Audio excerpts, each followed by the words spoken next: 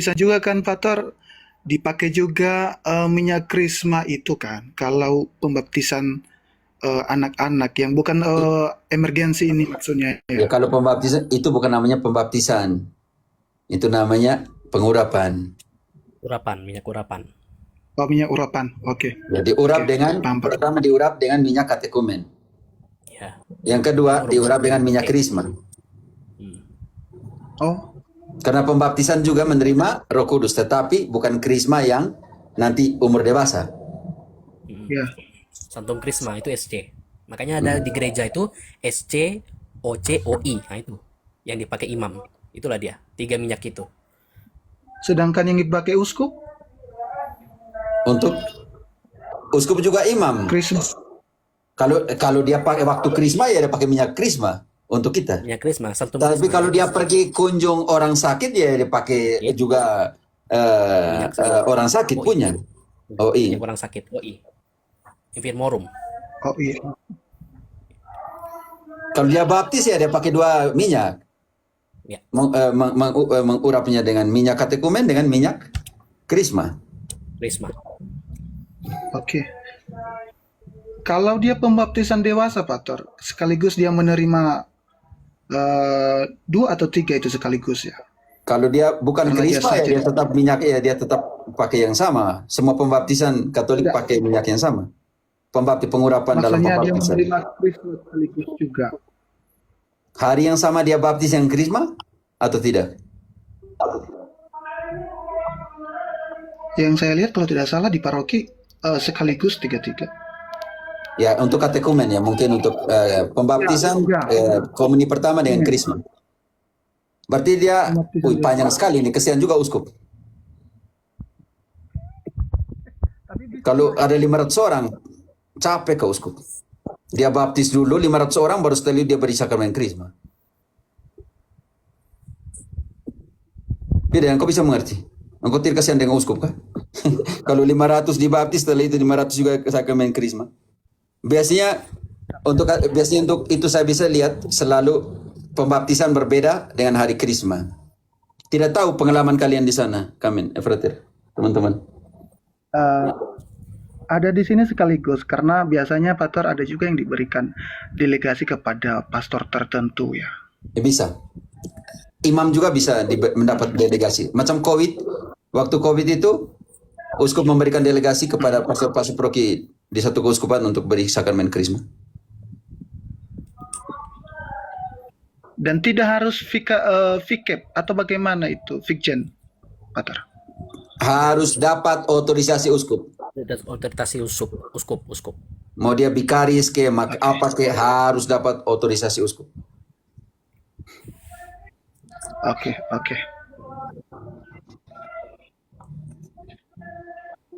Karena biasanya di Keuskupan Sibolga sama kami Raka, engkau tidak setidak-tidaknya mengerti. dia Lo pastor boleh memberikan sakramen krisma.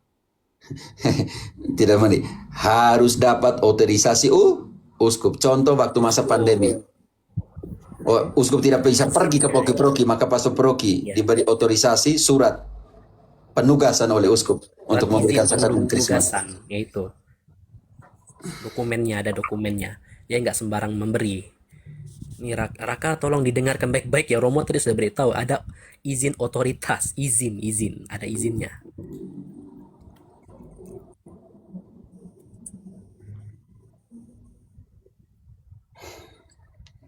Oke.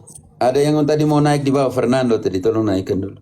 Fernando tadi kemana ya? Tadi typing. Oh, Naik. ada, dia ada. Oke. Ada, menaikkan dulu. Nah itu Fernando. Oke. Shalom, selamat malam Romo. Yo, malam. Dari mana, Fernando? Saya Fernando dari Protestan Romo. Oh, silakan. Tapi saya jemaat awam aja Romo sambil banyak belajar. Oh, sama-sama belajar. Siap Romo, izin bertanya Romo. Ya sebentar. Paman Fernando dari denom mana? Saya Calvinis. dari GKI. Oh berarti Calvinis. Siap. GKI. Siap. Jadi Romo, sekarang saya masih suka belajar kekristenan terutama dari sejarah Romo. Kalau secara historis dan teologis, bagaimana pandangan gereja Katolik terhadap gereja Ortodoks Timur dan gereja Ortodoks Oriental, Romo? Apakah keduanya dipandang sebagai gereja skismatik, ataukah ada yang dianggap memiliki ajaran heretik seperti yang saya yakini sekarang Protestan, Romo, di pandangan gereja Katolik? Kemudian yang kedua, saya bertanya Satu dulu, sebetulnya, satu Romo. dulu. Oh ya, Romo, siap. Heretik tidak, skisma iya. Engkau tahu tidak skisma dengan heretik berbeda? Skisma karena Tahu, dia Romo. menentang Paus. Siap, Romo. Heretik karena poin-poin pengajaran itu tidak sesuai. Ya, Romo. Tidak ada persoalan menurut saya tentang Filikoe. Contohnya tentang Filikoe. Karena waktu itu konsentrasi di Konstantinopel, konsili Konstantinopel menekankan kealahan Yesus dan tidak memberikan porsi untuk penjelasan kepada Roh Kudus. Makanya Ortodoks mati-matian Roh Kudus itu diutus oleh anak dan Roh Kudus diutus oleh Bapak, Romo. Sedangkan kalau kita bongkar kitab suci, contoh kecil nih, kita luruskan sedikit nih. Sedangkan di dalam kitab suci kita tahu nanti siapa yang mengutus Roh Kudus juga. Di dalam Yohanes, kita lihat Yohanes 20 ayat 21 23 konsentrasi di 22, siapa yang utus Roh Kudus? Oke, Yohanes 20 mulai dari 21 ya. Maka kata Yesus sekali lagi, damai sejahtera bagi kamu. Sama seperti Bapa mengutus aku, demikian juga sekarang aku mengutus kamu. Sesudah berkata demikian, Tahan dulu di situ. mengembus. Perhatian. Seperti Bapa mengutus aku, sekarang siapa yang mengutus kamu? Siapa yang mengutus para rasul sekarang? Pernyataan itu, Fernando. Dan sekarang siapa yang mengutus apa kepada para rasul? Kita belum tahu utus apa. Yesus bilang, dan sekarang aku mengutus kalian para rasul. Apa yang diutus? Ayat 22. Sesudah berkata demikian, Yesus mengembusi mereka dan berkata, terimalah Roh Kudus. Jikalau kamu mengampuni dosa orang, dosanya diampuni. Dan jika kamu menyatakan dosa orang tetap ada, dosanya tetap ada.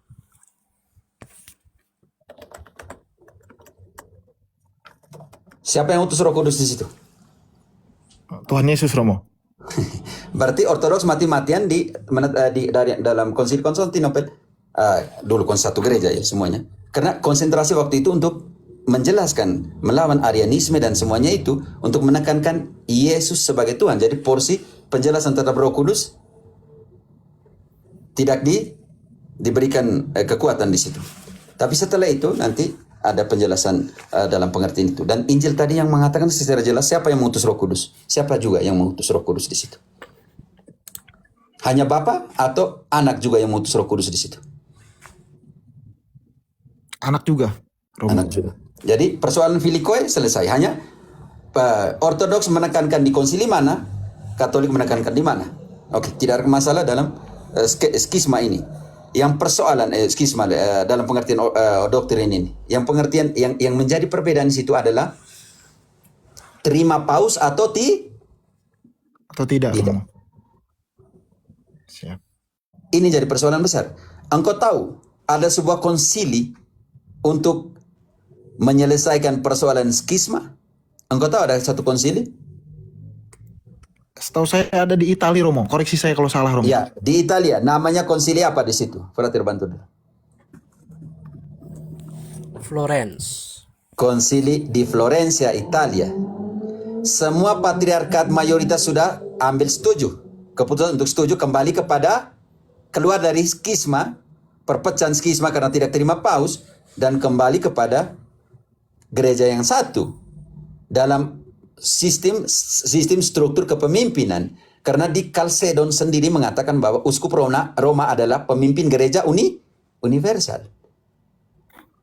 Tetapi Ortodoks Yunani keluar ke jalan-jalan dan mengatakan kami lebih memilih soberannya Turki daripada tiaranya paus.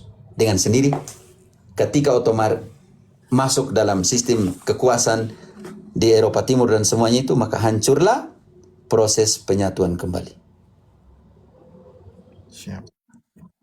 Engkau bisa mengerti dalam konteks itu? Ada. Bayangkan akan sampai sebuah konsili untuk menyatukan kembali. Hanya gara-gara Ortodoks Yunani lebih memilih soberannya Turki daripada tiaranya Paus. Menentang sendiri konsili-konsili ekumenis. Bahwa karena itu, engkau lihat bahwa Ortodoks tidak akan bisa membuat lagi konsili. Karena kalau mereka buat konsili tanpa Roma, maka mereka akan melawan sendiri hasil konsili ekumenis. Bahwa sebuah konsili tidak bisa dibuat tanpa otoritas Roma. Roma. Kota Roma, Paus. Perkara selesai. Yang ini yang pertama sudah mengerti. Mengerti Romo? Siapa yang memilih sorbannya Turki? Roma atau Ortodoks Yunani? Yunani Romo. Dan kau bayangkan saudaraku, ketika Konstantinus memaksa memindahkan Roma ke Konstantinopel, Turki, apa yang terjadi sekarang? Kau bayangkan saja, imajinasi sekarang. Kalau seandainya waktu itu Paus mengizinkan pemindahan Roma ke Turki, apa yang terjadi? Kita bukan Katolik. Tidak punya otoritas. Otoritas terpecah-pecah.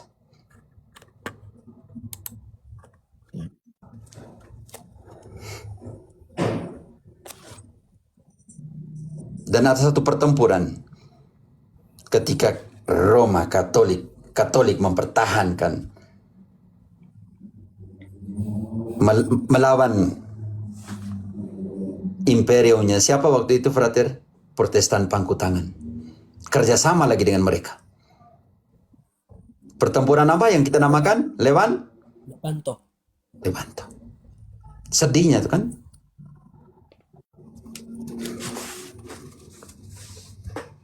Iya Romo. Dan engkau harus tahu, inkisisinya Protestan itu lebih sadis sekali. Pembunuhan terhadap kekatolikan. Katolik tidak pernah menuntut. Engkau sudah pernah baca tentang inkisisi Protestan? Berapa yang mereka bunuh? Belum Romo, makanya. Gila, engkau cari sendiri inkisisi Protestan. Berapa korban? Iya Romo.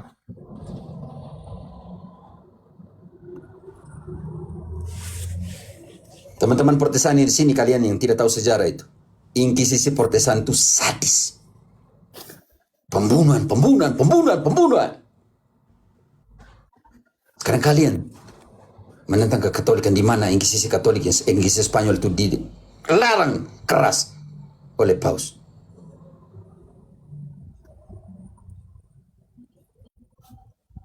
Belajarlah sejarah Protestan. Karena itu Kardinal Anglikan yang sudah santo sekarang, siapa namanya? Ayo teman-teman, pernah jadi kardinal yang Anglikan. Siapa sekarang yang sudah jadi santo nih? Depannya J, depannya N, di belakangnya N. Hai teman-teman, John Henry Newman bilang, ketika kita mengenal sejarah, kita akan meninggalkan Protestantisme.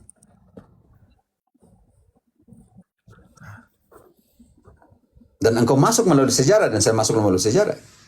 Sebagai Protestan, engkau pernah tahu tentang inkisisi Protestan? Berapa mati, berapa dibunuh, berapa dibasmi?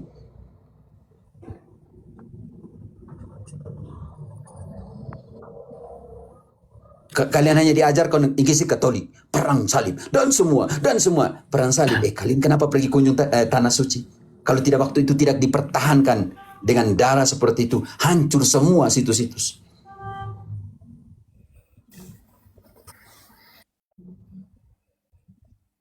Lalu pertanyaan saya, ada pertanyaan bagus untuk engkau di bawah. Apa peran Protestantisme dalam hal perdamaian dunia?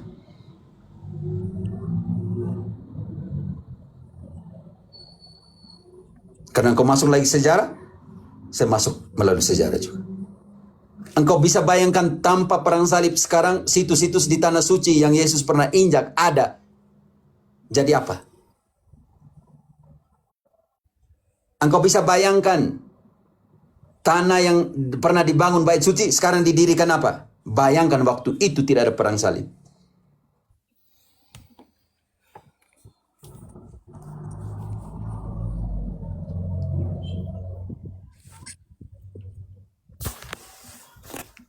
Iya Romo.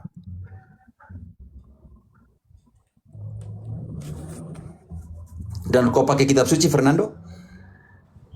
Pakai kitab suci Romo. Kau ambil dari mana kitab suci itu? Dari Perjanjian baru. kanonnya Katolik Romo. Lalu kenapa kau pakai? Kalau itu Katolik punya. Makanya saya lagi banyak belajar Romo. Seperti itu. Maaf, pertanyaan saya untuk menggeliat sedikit, kau mau buka pikiran. Iya Romo. Seorang Katolik tapi kalian pakai kitab sucinya.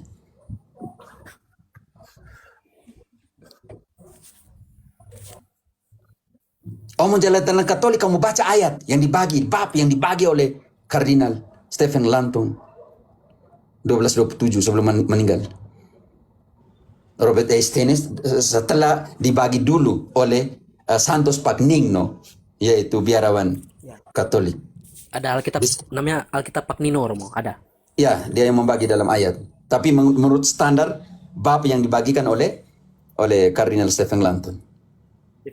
Fernando, saudaraku, sampai saudara-saudara kita Yahudi menggunakan pembagian bab oleh Stephen Lanton. Engkau tahu itu? Iya Romo. Yang Yahudi modern.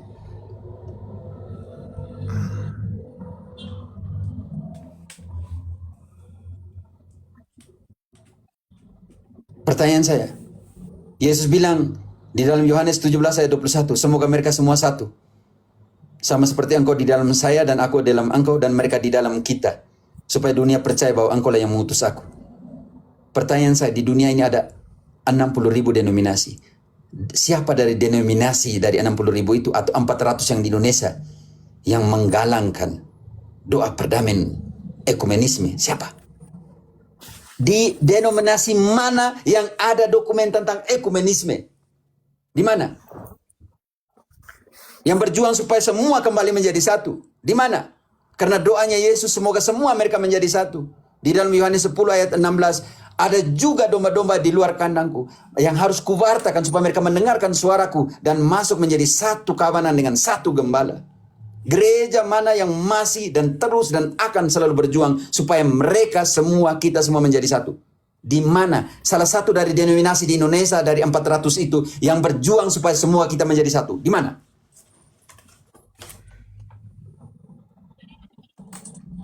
Fernando, sebut salah satu GP yang kau punya tuh. Berjuang supaya ada dokumen ekumenis di situ. Ekumenisme di situ. Belum ada setahu saya Romo. Setahu saya. Lalu bagaimana pernyataan Yesus semoga semua mereka menjadi satu? Iya Romo. Pertanyaan saya untuk Fernando. Iya Romo. Engkau bayar persepuluhan?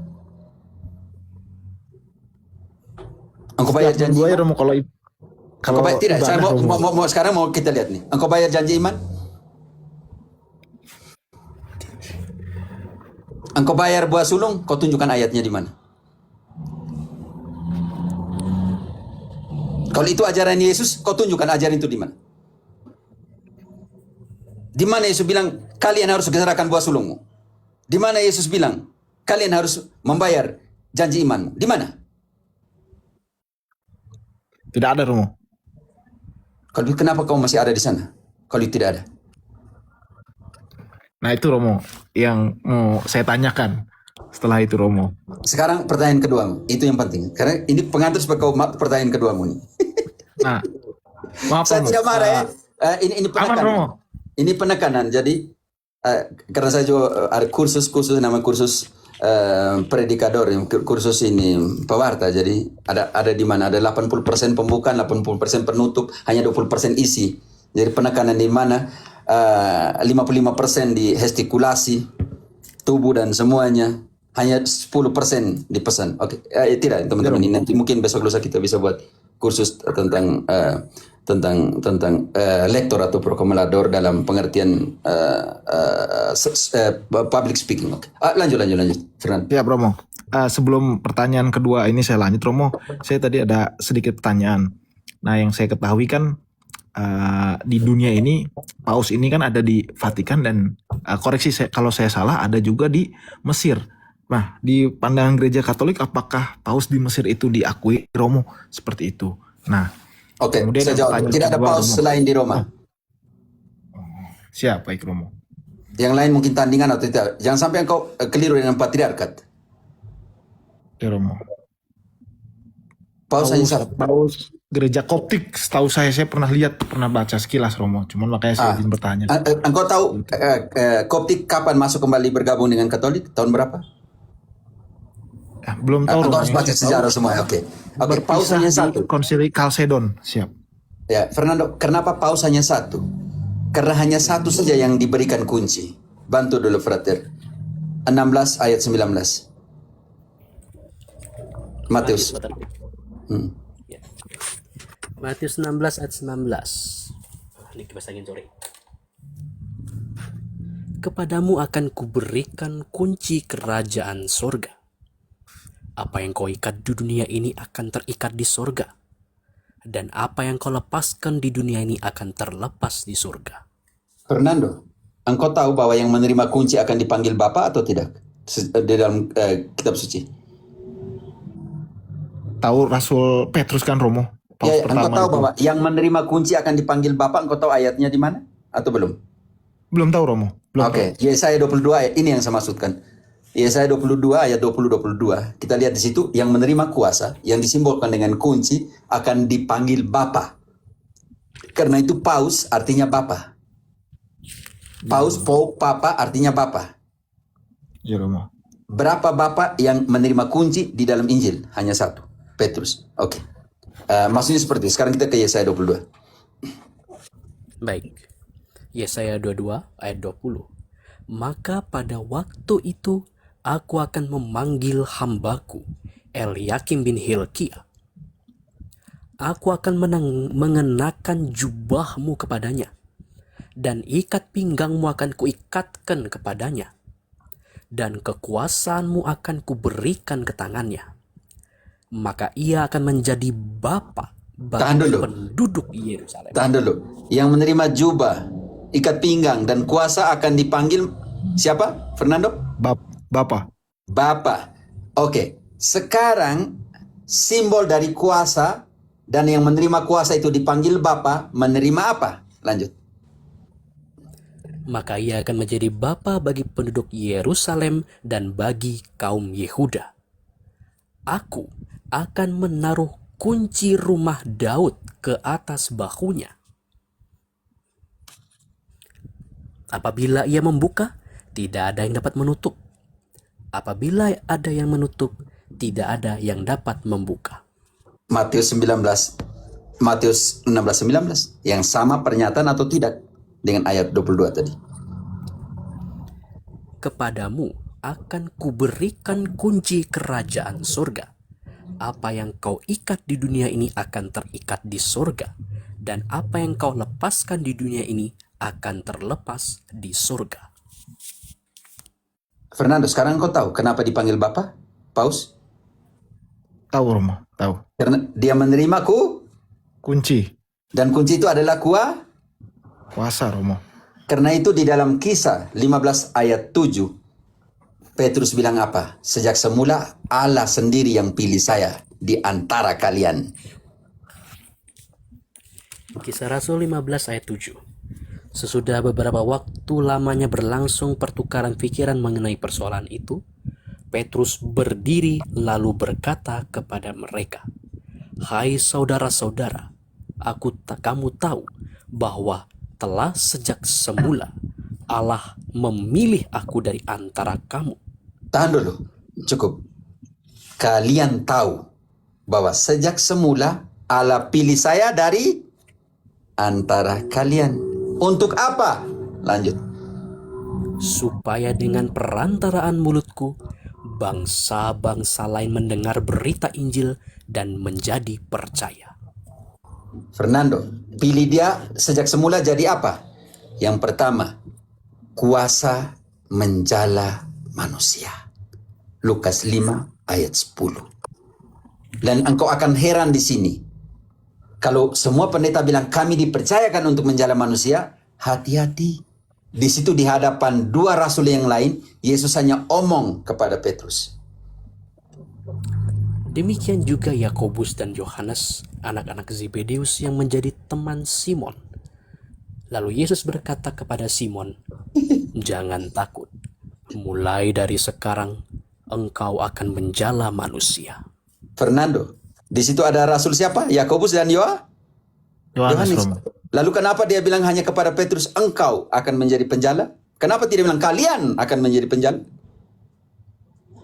Sejak semula waktu dia dipilih. Sekarang di hadapan para rasul pakai TB1. Perhatian, di hadapan para rasul. Yohanes 21 ayat 15.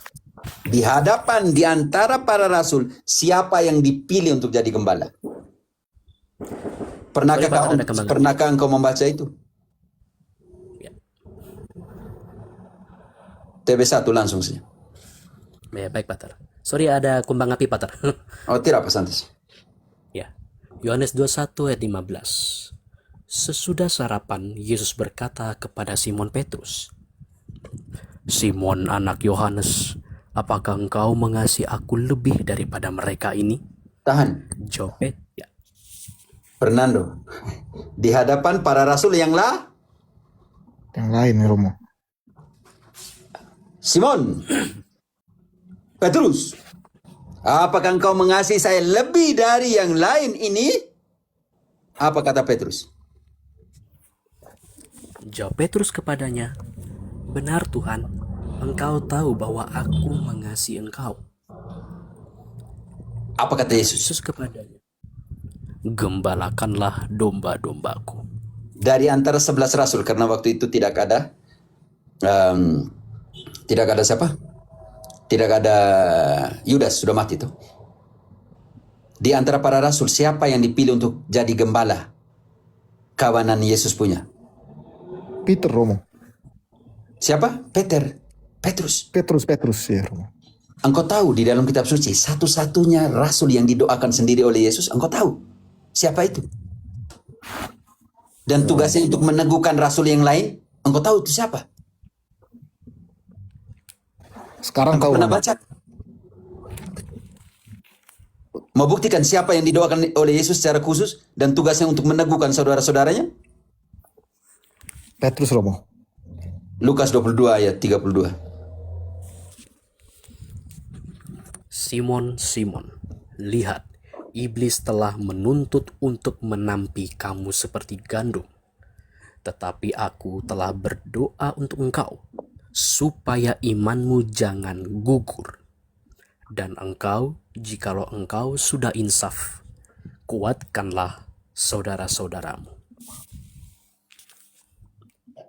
Simon, setan, iblis memaksa saya untuk menampi kalian. Artinya memecah belahkan kalian. Engkau tahu menampi? Memisah-misahkan antara yang beras dan yang apa itu yang masih ada. Dipisahkan. Untuk memisahkan kalian. Tetapi Yesus bilang, tetapi saya berdoa untuk kau. Dari orang mereka, kalian, orang kedua tunggal jamak kepada kau, orang pertama tunggal, untuk kau, supaya imanmu jangan jatuh, dan ketika engkau bertobat nanti, engkau harus meneguhkan saudara-saudaramu. Karena itu, di dalam ajaran iman dan moral, kalau dia berbicara dari katedra Santo Petrus, kursi Santo Petrus, maka paus adalah infabilitas, tidak bersalah. Karena Yesus mendoakan sendiri Petrus dan tugasnya untuk meneguhkan saudara-saudaranya. Makanya tidak ada 2, 3, 4, 10 paus. Hanya satu paus, dan Katolik punya satu paus dari Petrus sampai dengan Leo. 267 paus tanpa berhenti. Silakan Fernando. Siap. Terima kasih Romo atas ilmunya. Izin pertanyaan kedua boleh Romo? Ya, silakan. Nah, Protestan proses sopan begini saya senang begitu Cari kebenaran akan memerdekakanmu kenapa kita bongkar kitab suci itu pertama Fernando sebelum masuk ke pertanyaan kedua. Kenapa kita pakai kitab suci? Paulus menggunakan teknik ini, tetapi kitab suci dipakai untuk apa? Kisah 17 ayat 11 dipakai untuk apa?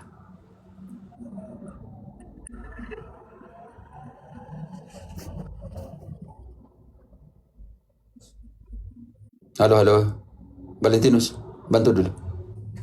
Iya, saya ada. Oke. Saya Pater. Oke, boleh Valen. Nah, gantian dulu. Valen, bantu dulu. Oke. Valen, bantu dulu. 17 Ayat 11, kisah. Ayat 11. Kitab suci dipakai untuk apa, saudaraku Fernando? Bukan untuk cari kau punya keuntungan perut, Bukan. Orang-orang Yahudi di kota itu lebih terbuka hatinya daripada orang-orang Yahudi di Tesalonika, karena mereka menerima firman itu dengan segala kerelaan hati, dan setiap hari mereka menyelidiki kitab suci untuk mengetahui apakah semuanya itu benar demikian. Fernando, selidiki kitab suci supaya tahu apakah itu benar atau tidak. Tidak, Romo. Kenapa kita pakai kitab suci? 2 Timotius 4 ayat 2. Kalau saya tahu engkau salah, engkau keliru, dan saya diam, saya berdosa, saudaraku. Saya bisa berbuat baik dan saya tidak omong.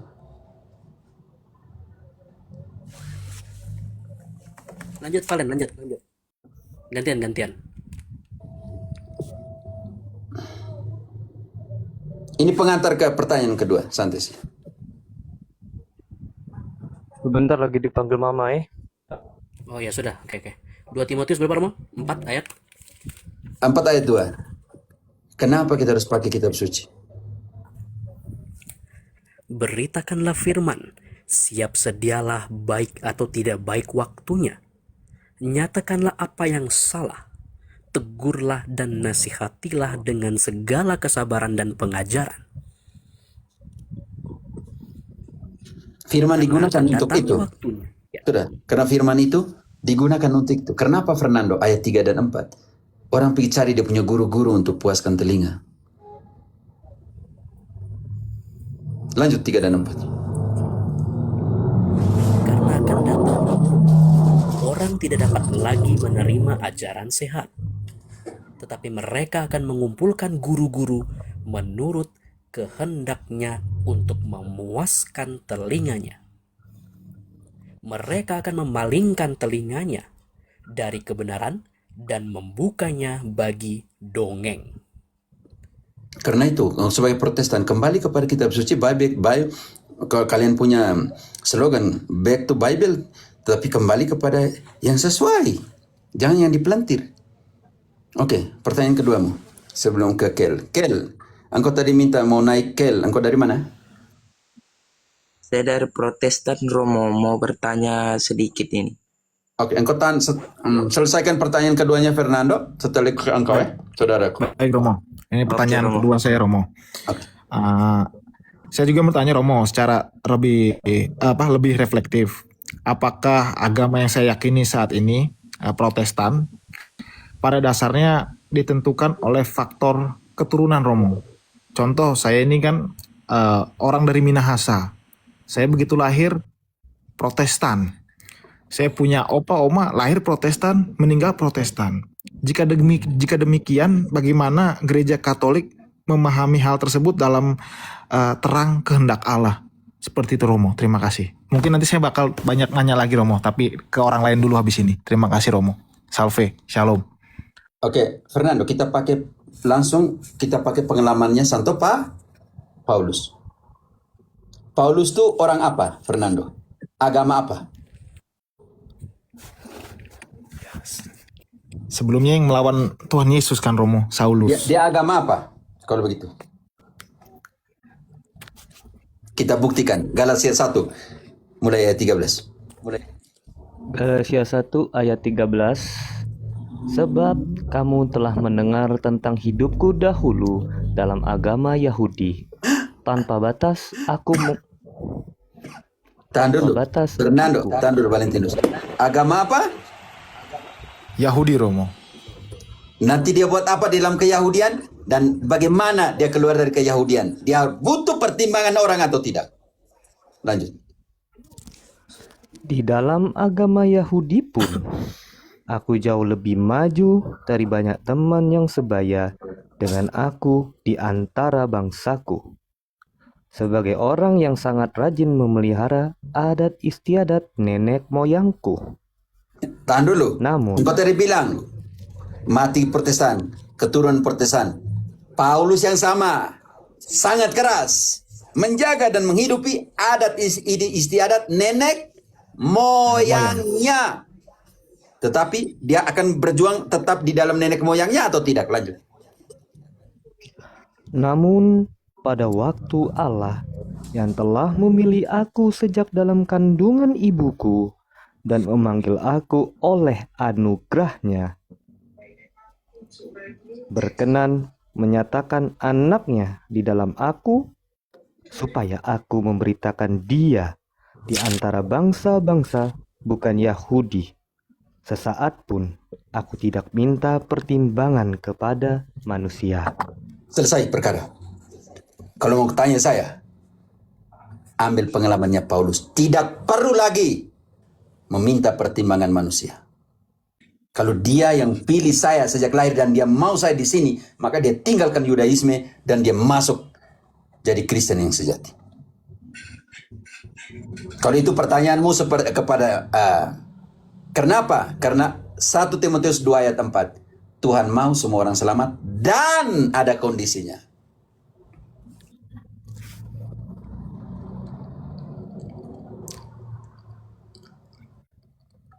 Satu Timotius 2 ayat 4. Ada yang ganggu saya kaca pembesar ini. Teman-teman, maaf Fernando, saya selalu pakai kaca pembesar. Lihat ini yang tertulis ini, kalau tidak bisa lihat kah? Oke. Siap, Romo. Yang menghendaki supaya semua orang diselamatkan dan memperoleh pengetahuan akan kebenaran. Selamat dan tahu tentang Kebenaran. kebenaran. Engkau tahu kebenaran dan kau tidak mau, bagaimana? Pertanyaan saya untuk Fernando. Setelah engkau baca semua kitab suci, ikut semua kultus Protestan dan semuanya itu, Calvinis dan semua. Pertanyaan reflektif untuk engkau pada malam hari ini, pagi waktu Indonesia, waktu saya di sini, di Kolombia. Ya, Romo. Keselamatan itu dimulai dari mana?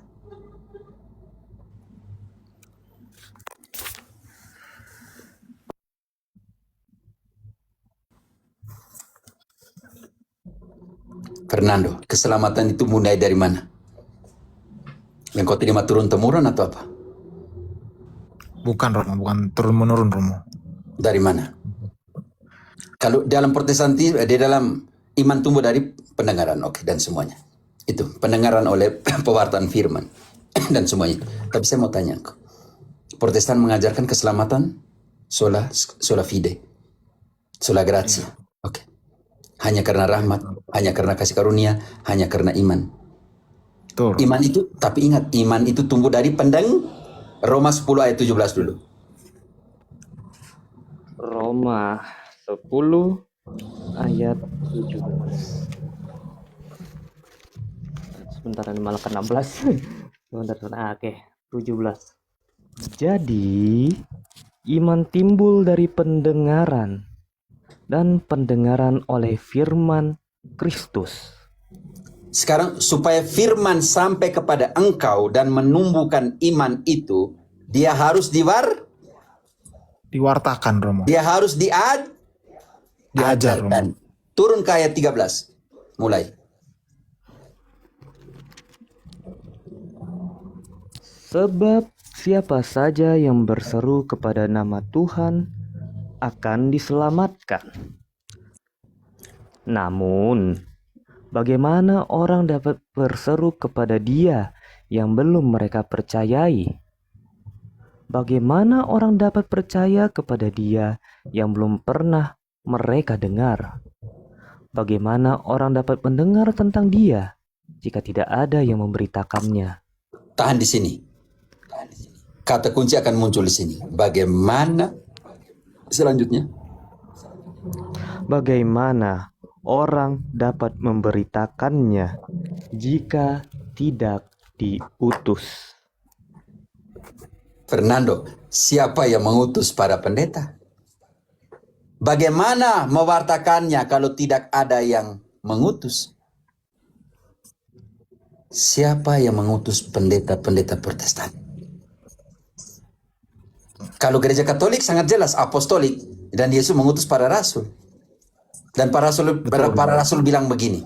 Bantu dulu. Sekarang kita lihat 2 Tesalonika 3 ayat 2:15. Karena rasul-rasul diutus oleh Yesus untuk mengajar. Dalam Matius 28 ayat 20, ajarkanlah semua yang saya perintahkan, dan ketahuilah saya menyertai kalian sampai akhir zaman. Dan sekarang Paulus, para rasul, dia pakai kita, kami. Artinya para rasul.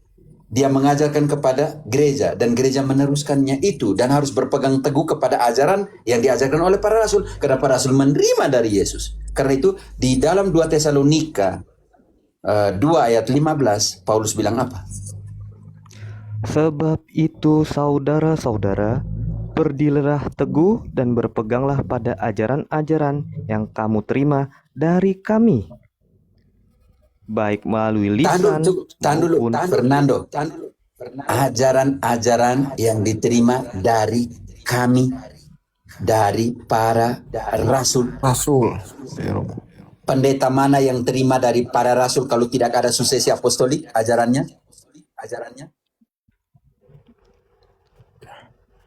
Persoalan di sini berat. Tetapi ajaran itu disampaikan melalui apa? Baca kembali komplit. Oh, doubling ya. Ini siapa punya? Valentinus atau siapa punya? Oke, lanjut. Baik. Oke, jadi kan dari kami, baik melalui lisan maupun tertulis. Pertanyaan saya untuk Fernando. Protestan yang terima yang Yang tertulis, Romo. lisannya ada di mana? Lisannya siapa yang jaga?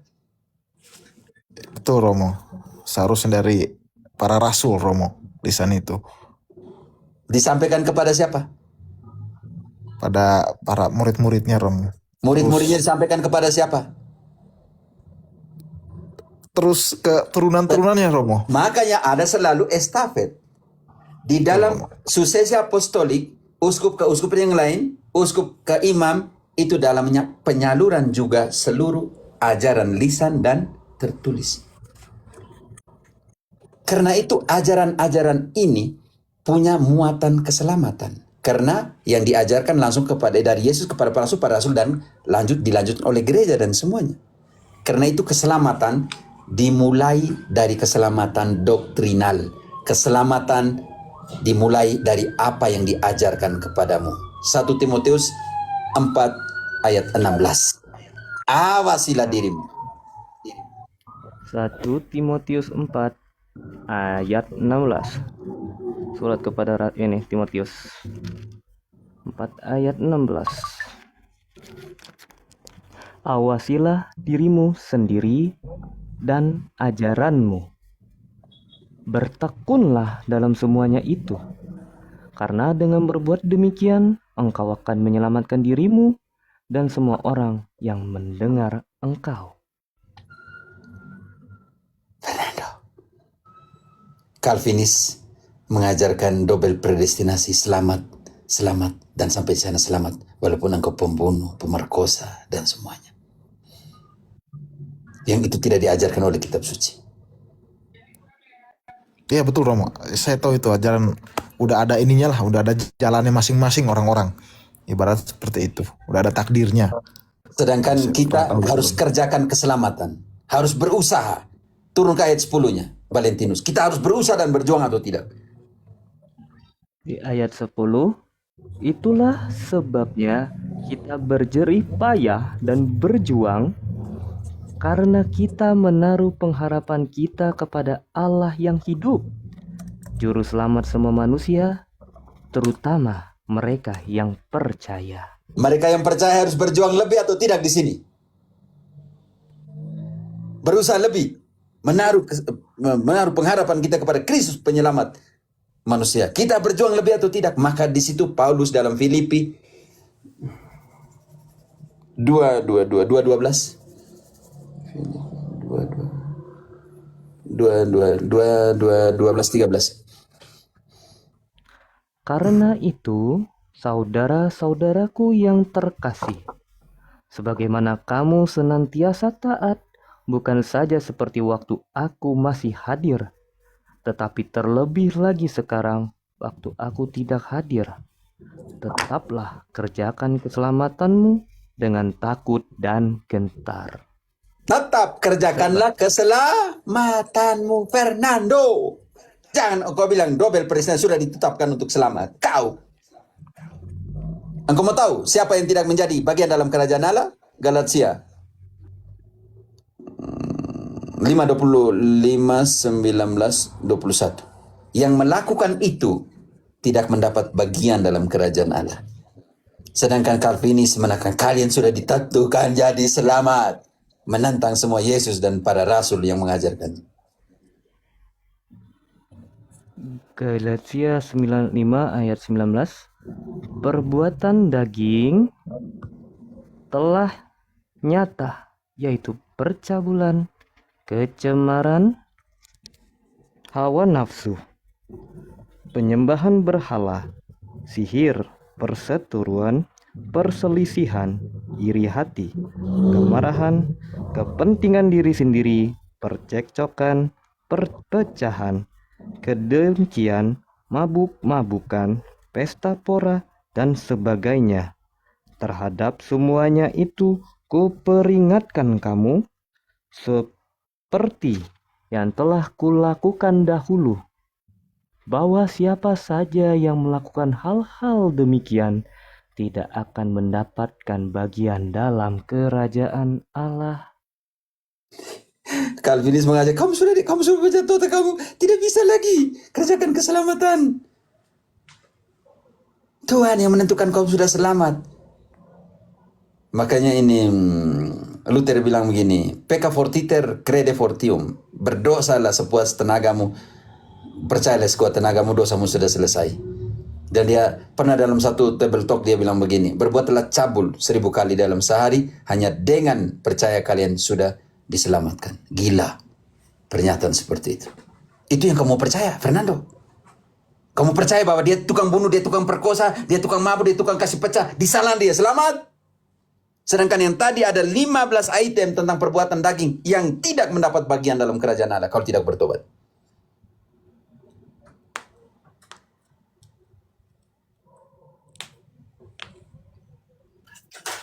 Iya Romo, betul Romo. Carilah terus kebenaran, oke, Fernando? Katolik tidak pernah memaksa engkau jadi Katolik. Oke, Iya Romo, mohon dengan doanya Romo. selalu selamat datang ya. Selamat datang. Iya, iya Romo. Ini Mohon juga doanya Romo. Ya. Mohon doanya Romo. Oke, kita saling mendoakan. Oke, carilah kebenaran dan kebenaran akan memerdekakanmu. Siap Santo Romo. Paulus menemukan kebenaran itu. Siap. Dia hanya bilang sekarang setelah dia menemukan kebenaran, dia bilang gereja yang adalah tiang penopang dan dasar kebenaran, bukan saya, bukan perorangan. 1 Timotius 3 ayat 15. Apa yang menjadi tiang penopang dan dasar kebenaran? 1 Timotius 3 ayat 15. Jadi, jika aku terlambat, engkau sudah tahu bagaimana orang harus hidup dalam keluarga Allah, yakni gereja dari Allah yang hidup, tiang penopang dan dasar kebenaran. Di Protestan semua berpikir semua benar. Bisa begitu kan, Fernando? Iya Romo. Sedangkan Alkitab menekankan otoritas pemimpin. Bantu dulu Hakim-Hakim kalau tidak salah 25. Hakim-Hakim 25. 21-25. Hakim-Hakim 21-25. Kalau tidak ada Yang otoritas, terakhir Romo. ya. Hakim-Hakim Yang terakhir ya Romo ya. itu wahyu. Hakim-Hakim itu perjanjian lama. Bantu dulu Frater. Iya. 21-25. 21 Oke, Pak. 25. Aku Ayat sudah terakhir temukan. ya. Oke. Ayat. Ya, saya sudah temukan. Oke. Pada zaman itu, ya oke. Valen. Oke. Ya, pada zaman itu tidak ada raja di antara orang Israel. Setiap orang melakukan apa yang benar menurut pandangannya sendiri. Relativisme. Fernando, untuk jadi agama dia harus punya 3 kriteria. Alkitab, kultus, dan otoritas. Protestan punya kitab suci, Fernando? Punya dari Katolik, Romo. Berarti tidak punya. Berarti tidak punya. Siap, Romo. Siap. Dia ambil dari Katolik, kau bilang mereka kamu punya, bagaimana? Yang kedua, Fakta memang ambil dari Katolik, Romo. Betul. berarti tidak punya kitab suci. Bisa mengerti? Berarti kriteria sebagai agama hilang. Kriteria kedua, kultus, liturgis, sesuai dengan ada yang di dalam kitab suci yang dibuat oleh Protestantisme? Saya rasa tidak, Romo. Setengah-setengah. Memang tidak Faktanya ada. seperti itu. Memang tidak ada jingkrak, bongkar, lompat, tidak ada dalam kitab suci, tidak ada. Yang ketiga, Siap, Romo. untuk mengatakan itu agama dia harus punya otoritas, satu otoritas komun untuk semua. Protestan ada dengan 60.000 denominasi. Oh, tidak ada, Romo. Saya akui Kalau tidak itu ada. 3 kriteria sebagai agama hilang. Pertanyaan saya, Berarti saya nggak punya agama, Romo, ya? Kalau memang secara bukan itu, agama. Agama religiare, kembali bergabung, kembali menyatu. Agama adalah penyatuan antara Allah dan manusia. Engkau mau tahu di mana Yesus bersatu dengan kita, tinggal dengan kita? Engkau mau tahu di mana? Yang pertama di gerejanya. Karena gereja adalah tubuhnya, kepenuhan dia dari segala dan dalam segala. Efesus 1 ayat 22-23. Nanti kita lihat, agama artinya kembali bersatu. Persatuan antara Allah dan manusia. Di dalam apa nanti? Buktikan. Kita buktikan secara biblis. Yang pertama, dia kepala, gereja tubuhnya. Tidak bisa dipotong, dipenggal, dimutilasi. Efesus 1 ayat 22-23. Oke, tunggu. Efesus 1 22-23. Ketemu. Segala sesuatu telah diletakkannya di bawah kaki Kristus, dan dia telah diberikannya kepada gereja sebagai kepala dari segala yang ada. Gereja yang adalah tubuhnya, yaitu kepenuhan dia yang memenuhi semua dan segala sesuatu. Kepenuhan dari Kristus sebagai kepala adalah gereja, adalah tubuhnya. Efesus 5 ayat 30. Efesus 5 ayat 30. Bersatu. Agama religi artinya kembali bersatu. Artinya persekutuan. Kalau agama dalam pengertian spiritual, bersatunya antara Allah dan manusia. Karena kita adalah anggota tubuh. Efesus 5 ayat ke-30. Iya, Romo, itu Efesus Oke, lanjut, 5 ya. ayat ke-30. Maaf. Karena Lanjut. kita adalah anggota tubuhnya. Lanjut, sekarang 31. Sebab itu, laki-laki akan meninggalkan ayahnya dan ibunya Untuk dan bersatu dengan istrinya, sehingga keduanya itu Fernando, religion artinya religiare artinya kembali bersatu. Kembali Bersatu. ke dalam kepersekutuan. Agama dalam pengertian Kristen. Bersatunya Allah dengan manusia. Dia ambil contoh pasutri, suami dan istri. Mujer, saya ngomong Spanyol lagi. Laki-laki dan perempuan. Baca kembali ayat 31. Mereka bersatu atau tidak? Sebab itu, laki-laki akan meninggalkan ayahnya dan ibunya dan bersatu dengan istrinya, sehingga keduanya itu menjadi Menjadi? satu daging. Mau tahu misteri apakah ini? Ayat 32. Rahasia ini besar, tetapi yang aku maksudkan ialah hubungan Kristus dan gereja. Di manakah Kristus bersatu dengan kita? Saudaraku, di Gereja Romo. Yang kedua, agama artinya Allah bersatu, bersekutu, berkoinonia dengan manusia. Dengan cara seperti apa? Yohanes 6. Tinggal bersatu. Yohanes 6 ayat 57. Dengan cara seperti apa dia tinggal di kita dan kita tinggal di dia. Yohanes 6, roti kehidupan nenek. 57. 57. Sama seperti Bapa yang hidup mengutus aku, dan aku hidup oleh Bapa. Demikian juga siapa saja yang memakan aku, akan hidup oleh aku. Karena kita hidup oleh Kristus, maka dia harus tinggal di dalam kita dan kita di dalam dia. Ayat 56. Siapa saja yang makan dagingku dan minum darahku, ia tinggal di dalam aku, dan aku di dalam dia. Kembali bersatu. Valentinus. Fernando. Kenapa Protestantisme memutilasi kepalanya Yesus dari dia punya tubuh? Kalau dia datang malam ini ke Indonesia, dia akan pergi kemana yang menjadi tubuhnya? Sedangkan tubuhnya berkelahi. Adventis berkelahi dengan Saksi Yehova, Saksi Yehova berkelahi dengan karismatik, karismatik berkelahi dengan Calvinis, Calvinis berkelahi dengan Lutheran. Mana dia punya tubuh?